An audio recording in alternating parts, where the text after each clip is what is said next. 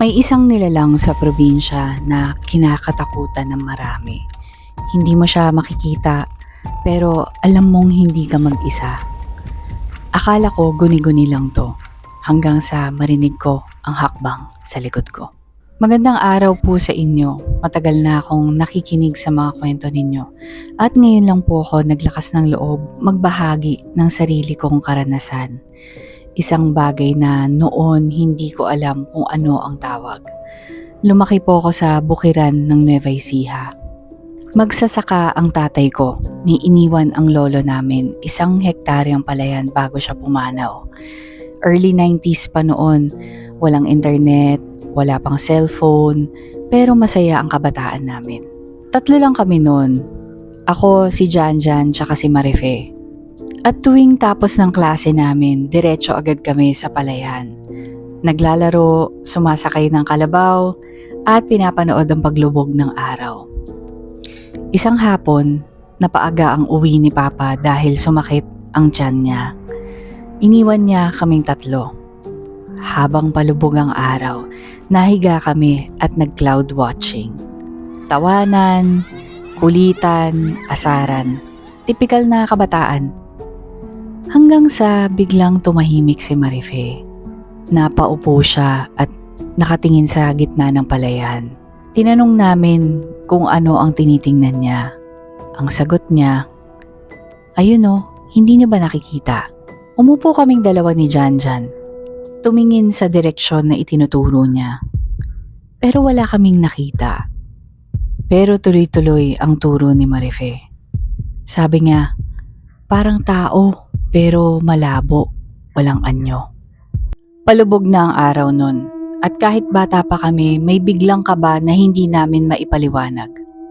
Napagdesisyonan naming umuwi.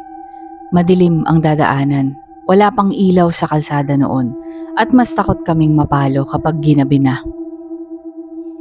Habang naglalakad, napansin naming si Marife panay ang lingon. Akala ko dahil lang sa dilim.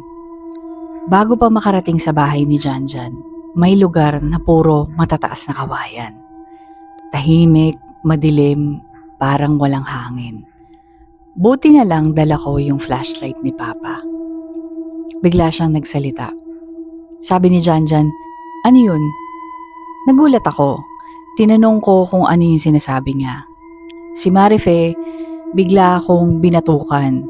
Sabi nila, kanina pa daw ako nangangalapit. Akala nila nagbibiro lang ako. Nagtinginan tuloy kaming 3. At doon ko na naalala ang sinabi ng mama ko. Huwag magpapagabi dahil minsan may nasunod. Hindi na kami nag-usap. Tumakbo kami. Si Janjan demiretso sa bahay nila. Ako naman sa amin. Pero bago ako pumasok, tumingin ako kay Marife. Panay pa rin ang lingon niya. Sinigawan ko ngayon siya. "Huwag ka nang lingon ng lingon. Dumiretso ka na uwi." Pumasok ako sa bahay. Naghahanda na si mama ng hapunan. Pero dahil makulit ako dati, sumilip pa rin ako sa bintana namin at doon ko na nakita ang nililingon ni Marife. Wala na pala sa likod niya. May malaking anino na nakasabit sa balikat niya. Malabo, walang mukha, walang mata. Parang butas lang sa dilim. Hindi ako nakasigaw. Pagkalipas ng ilang araw, napansin namin ni Janjan, 3 araw na palang absent si Marife. Akala namin may sakit lang siya. Hanggang sa nag-announce ang principal sa school namin. Pinagbawal ang mga estudyante na magpagabi sa daan kasi nawawala daw si Marife. Ang huling araw na nakita siya, iyon ang gabing may aninong nakasabit sa balikat niya. Umiyak ako pag-uwi. Bata pa ako noon, pero may plano na ako.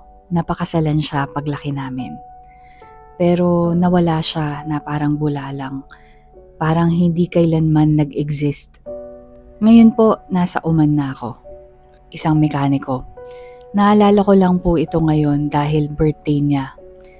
Gusto ko lang po siyang alalahanin. Ang kabataan naming 3. Maraming salamat po sa pakikinig. Sa Bisaya may salitang huna-huna.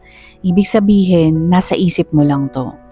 Pero paano kung minsan ginagamit lang natin ang salitang iyon para hindi harapin ang mga sumusunod sa atin pauwi?